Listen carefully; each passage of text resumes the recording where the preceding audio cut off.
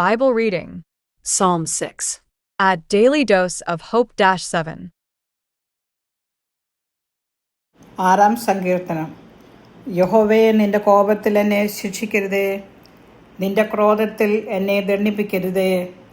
യഹോവേ, ഞാൻ തളർന്നിരിക്കുന്നു, എന്നോട് കരുണയുണ്ടാകണമേ.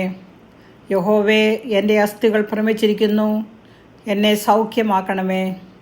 എൻ്റെ പ്രാണനും അത്യന്തം ഭ്രമിച്ചിരിക്കുന്നു, നീയോ യഹോവേ എത്രത്തോളം.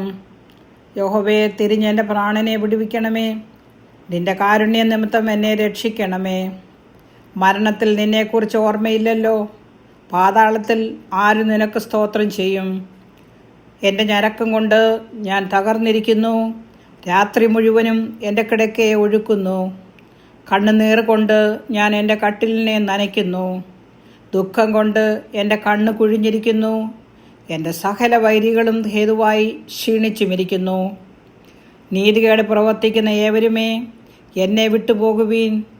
യഹോവ എൻ്റെ കരച്ചിലിൻ്റെ ശബ്ദം കേട്ടിരിക്കുന്നു, യഹോവ എൻ്റെ അപേക്ഷ കേട്ടിരിക്കുന്നു.